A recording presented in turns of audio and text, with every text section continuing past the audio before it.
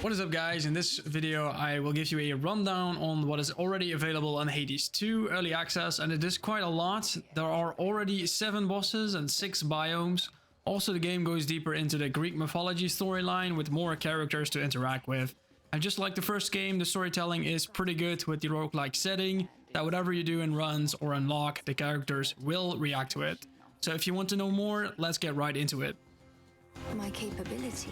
So first, I will not spoil the main story plot points here because there is already a lot of story in the game, and if I say something that will happen in the 10th run, all the build-up from the runs before is kinda lost. So that's annoying, so I won't be doing that. But I will talk about the setting and the areas to explain what you will be facing in the game. I will also talk about how to get the weapon aspects of the weapons, because you can get them already. And also some of the end content is already available, so I will show you how to unlock them as well. With explaining how it works and the new additions with the combat system, I will also explain how they work. So let's talk about how Hades 2 continues from the first game. In the first game, you played as Zagreus, the son of Hades, and you needed to go from the house of Hades through the underworld realms to get to the surface to meet up with Persephone, Zagreus' mother. So the timeline from Hades 2 plays way after those events, where the house of Hades and the underworld has been taken by other forces. You might know who that is, but I'm not going to say it because spoilers. So everyone in the house of Hades has been taken away, and here is where the new playable character comes in, Melanaway. She grew up in the hidden crossroads, which is located between the underworld and the surface, and has been training there with the witch Hecate to take down the forces that took over the underworld. So you will be heading downward from the hidden crossroads into the biomes from the underworld, and they are different compared to what biomes looked like in the first game, although the gameplay stays relatively the same within the biomes. Because Melanaway has the power of a witch, she will be doing things differently. Her version of the Mirror of Night will be the Arcana, which will work like a deck system with numbered cards. The cards will have abilities that give you more power in your runs, and Melanaway can only have a set amount of cards active from her Arcana limit number, which is called Grasp, and you can see how high your Grasp is in the top right. And this can be increased with material found during runs, and also you can find other material to unlock more cards, and eventually you can boost the power of these unlocked cards even more with other materials later on. So let's talk about her combat. There are already 5 different weapons in the game, and there are going to be 6 for sure because they showed that in the roadmap. These weapons will have distinct movesets just like in the first game, but the new mechanic is the casting moves, which will use magic, which you can see as mana. And if you hold the attack, special or cast button, you will see a circle filling up, and if it is full, you will do a more powerful version of that base ability, which will use magic. And this opens up a gameplay for more boon variations, so more different building. For these weapons, you can also get aspects of them, so different version which will have different ability bonuses on them. And I think they're also going to be the hidden aspects returning for sure, just like in the first game, because why wouldn't they do it? But I doubt you can find them in the early access. There are going to be a lot of different materials and currencies in the game, because you will have way more options to use them with the incantation pot in the crossroads, which is identical to the house contractor from the first game to progress the story and also unlock more stuff in the crossroads itself, and also making things easier during runs, like unlocking the fountains in each location. During runs, you will be able to make use of 4 different tools to collect material. Mainly the pick and the shovel you want to be using the most. They are used during runs to interact with objects in the biome rooms to gain the materials. Also, you can find plants in biomes, but they do not require any tool to collect. The other 2 are used for freeing lost souls during the runs to gain the material to increase your grasp, by doing a little minigame where you have to hold the back triggers at the right moment. And the fishing rod has returned to catch fish during the biomes, which can be turned into the Wretched Broker when unlocked to gain currency to buy different material with it. As well as you can buy the gift materials to increase the relationship from a character, which will give you their keepsake the first time you give a gift to them. So they are returning as well. And I also think the companions are coming back too when maxing out a relationship with some characters. But there is also a new familiar system coming to the game where you can bring along an animal companion to your runs with different bonuses, like they can block projectiles or give you a bonus Death Defiance. Each familiar also can make use of a tool interaction, so they can free souls or fish for you without doing anything, but they are limited.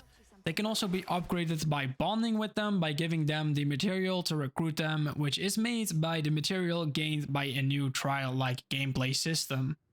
This new system is called the Pitch Black Stone, which will have different trials you can do. So in these trials you will have a fixed loadout and you will need to clear a biome with the loadout. Within these trials, some biome material rewards cannot be gained in these trials, so keep that in mind. But if you're looking for just gameplay, they are pretty fun to do. After you have completed it, you will be rewarded with the Stardust that can be used for incantations to make something. So at this point you might think there are a lot of materials and how to keep track of them. Well, it's quite easy. You can find every material in your pouch by pressing right, and you can also see where to find it. And there is also a new feature that is the Forget Me Not marker, so these materials will be highlighted for you if you're looking for them to make something. But you have to unlock this with an incantation, which you probably could already do. So this might feel like it's going to be really grindy, but it's not that bad at the start, because you will pick up a lot of material in each run regardless. So mostly you will have the material already when unlocking new incantations or upgrades at the start, but later on you might need to have more materials for the high-end upgrades, which I get and should be fine because you can upgrade your tools as well, so you can increase the number of materials you find when using them. Now let's talk about the biomes and the gameplay around it. So I said there were 6 biomes, right? But the way from the crossroads to the House of Hades include 4 biomes and 4 bosses. So there's going to be another way, and that is going up to the surface and potentially reaching Mount Olympus. But the full path is not done yet, but you can do the first 2 biomes, and these look really nice, especially the second one. But to get here, you will be needing to finish the path from the underworld first, and the gameplay works similar to that from the first game with the boon system, that you will clear handcrafted rooms from the biome with enemy encounters, and if you clear them you will get the reward from that room to make yourself stronger, and then you can go to the next encounter until you reach the bosses. You will find boons from new gods, which I'm not really going to spoil, and there might be even more gods coming because it's still early access, and also old gods are returning like Zeus and Poseidon. But there are going to be also new interaction with gods and other characters in the field during encounters, like that Artemis is going to be supporting you with her abilities, similar to the boons you get from her in the first game. And after you cleared the room, you can interact with her in the flesh, giving you a new set of boons to support you on your run. And on each interaction with the gods, they will also give you a dialogue for more world building in the story. There's also going to be a new boon, which is very interesting, and this one will grant you a hex ability from the moon. This ability works similar to the call or wrath abilities from the first game, and this hex ability will be charged up by the amount of magic you have used during an encounter, and if it is fully charged you can use it. Most of these abilities are quite useful and they look pretty cool and deal a great amount of damage, so they are worth picking up. And if you find more of the moon boon in the same run, you can upgrade to the current hex you got this run and make it even stronger. Also, Chaos will be returning in the game, and he, or shall I say it, he looks like a dude, so he is pretty important to progress the story, so try to get to him every time you can, so the faster you can go to the surface. And also you will be able to unlock the pitch black stone trials I mentioned before, so you can use the Stardust to use it to brew Witch's Delight that is used to unlock and bond with familiars, but this will take some time to complete, so you will be needing to progress in encounters during runs for it to be ready. This will also be occurring for other materials in the alchemy tab by the incantation pot, and if this timer is set, you can't use the pot until it is complete. So at the end of every biome, you will need to face a boss, and these will hold a fixed material reward every time you beat them. Whereas in the first game, you had to up the heat from the Pact of Punishment to gain the rewards again. This game has a similar Pact of Punishment, but is called the Oath of the Unseen, and you will be needing to up the fear from a vow to activate a testament, where you also need to be holding a specific weapon to gain the reward. So if you beat the boss displayed on the testament with the set weapon and the amount of fear active from the vows, you will gain the nightmare material, which is used for upgrading the other aspects of the weapons. So if you want gameplay, this will keep you busy. But do note this will be unlocked after you beat the underworld route. Also, to unlock the aspects of the weapons, you have to unlock all the base weapons, or at least the 5 that are currently available, and then complete all the testaments for the underworld route for each weapon, and then the aspect dialogue came up, which unlocked the incantation for it. I don't exactly know what triggers the dialogue, but doing this unlocked it for me. If you have beaten the underworld with 4 biomes and 4 bosses, then you won't be able to see what's behind it just yet, because you will just die. Same goes if you succeed in beating the 2nd biome boss on the surface, because the story is not yet finished at that point. So you will reset, but it will still make you unlock some incantations on doing so. Plus, to get to the surface, you will need to beat the underworld route first, or at least progress the story at a point that you will get the incantations for making the stuff needed to get to the surface.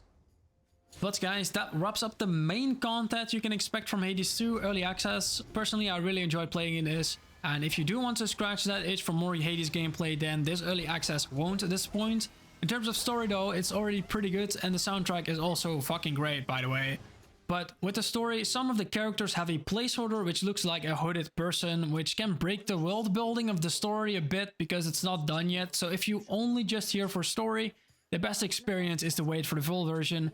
But it will be worth it, because what's in it now is building up towards something very interesting, and there is an actual bad guy now, which makes for intenser storytelling, and that is actually perfect for me. Your efforts have not gone unnoticed, granddaughter. Looking at the roadmap, they did say that there is going to be a new region, but they could refer to Olympus, but they even could refer to something totally a different area. Maybe even another mythology region. So that wraps up this video. I hope you guys enjoyed it and found it helpful. Give the video a like if you want to support the video, and comment down below if you have some questions about the game or if you need some tips to get started. If you are looking for more content like this one and for Hades 2, then you could subscribe to the channel. But that was it for me, and I'll see you in the next one.